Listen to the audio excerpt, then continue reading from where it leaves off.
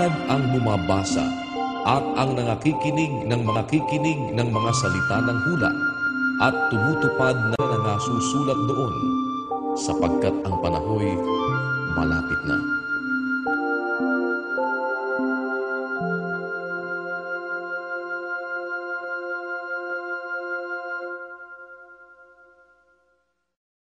Juan, Kapitulo 21. Pagkatapos ng mga bagay na ito, ay napakitang muli si Jesus sa mga alagad sa tabi ng dagat ng Tiberias, at siya'y napakita sa ganitong paraan.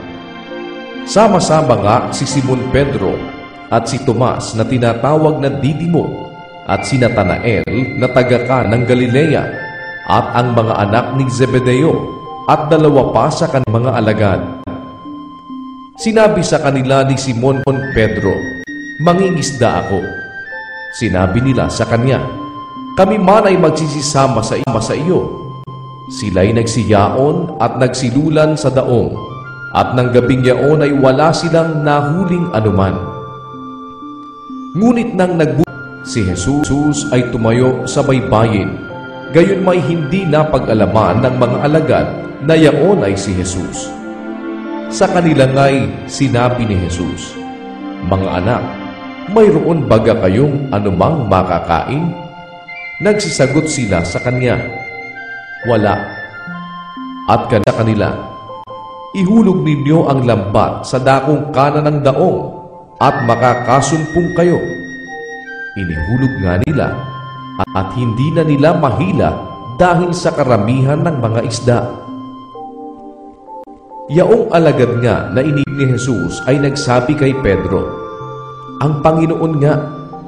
Kaya't pagkarinig nga ni Simon Pedro na yaoy ang Panginoon, ay nagbigkis siya ng kanyang tunika, sapagkat siya'y hubot-hubad at tumalon sa dagat. Datapot ang ibang alagad ay nagsilapit sa maliit na daong, sapagkat sila'y hindi lubhang malayo sa lupa, kundi may mga 200 siko na hiniha ang lambat na puno ng mga isda.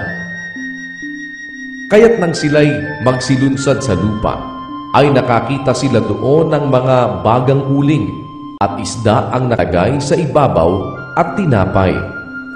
Sinabi sa kanila ni Jesus, "Magdala kayo rito ng mga isdang inyong nangahuli ngayon." Umahon nga si Pedro, hinila ang lambat sa lupa, puno ng malalaking isda na 153, at sa ganoong karami ay hindi napunit ang lambat. Sabi sa kanila ni Jesus, "Magsiparito kayo at magpawing gutom." At sino man sa mga alagad hindi nangahas na siya'y tanungin, "Sino ka?" sa pagkaalam na yaon ang Panginoon.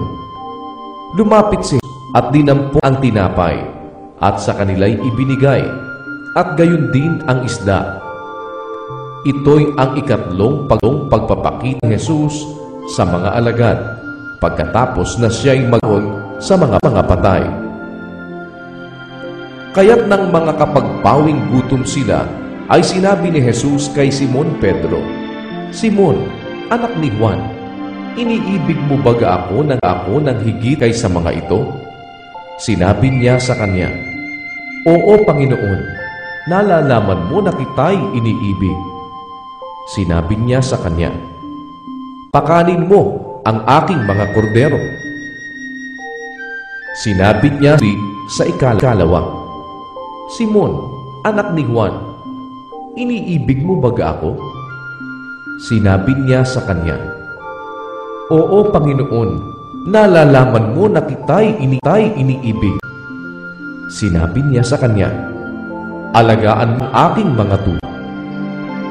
Sinabi niya sa ikatlo, "Simon, anak ni Juan, iniibig mo baga ako?" Nalumbay si Pedro, sapagkat sa kanya'y sinabing makaiglo, "Iniibig mo baga ako?" At sinabi niya sa kanya, "Panginoon, nalalaman mo ang lahat ng bagay. Nalalaman mo na kita'y iniibig." Sinabi sa kanya ni Jesus, "Pakanin mo ang aking mga tupa.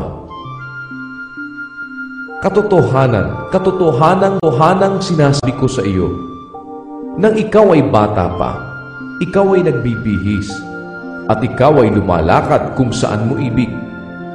Ngunit pagtanda mo'y iuunat mo ang iyong mga kamay, at bibigkisan ka ng iba, at dadalhin ka saan hindi mo ibig."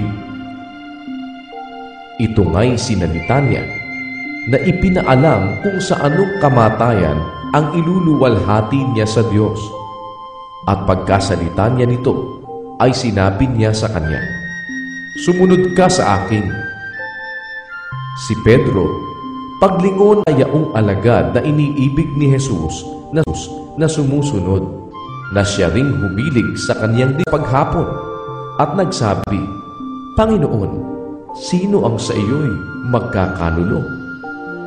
Pagkakita nga ni Pedro sa kanya ay nagsabi kay Jesus, "Panginoon, at ano ang gagawin ng taong ito?" Sinabi sa kanya ni Jesus, "Kung ibig kong ay manatili hanggang sa ako'y pumarito, ay ano nga so? Sumunod ka sa akin." Kumalat nga ang sabi ito sa gitna ng mga kapatid, na ang alagad na yaon ay hindi mamamatay. Gayon may hindi sinabi ni Jesus sa kanya na hindi siya mamamatay, kundi, "Kung ibig kong siya'y manatili hanggang sa ako'y pumarito, ay ano nga sa iyo?" Ito ang alagad na nagpapatotoo sa mga bagay na ito, at sumulat ito, at nalalaman namin na ang kanyang patotoo ay totoo.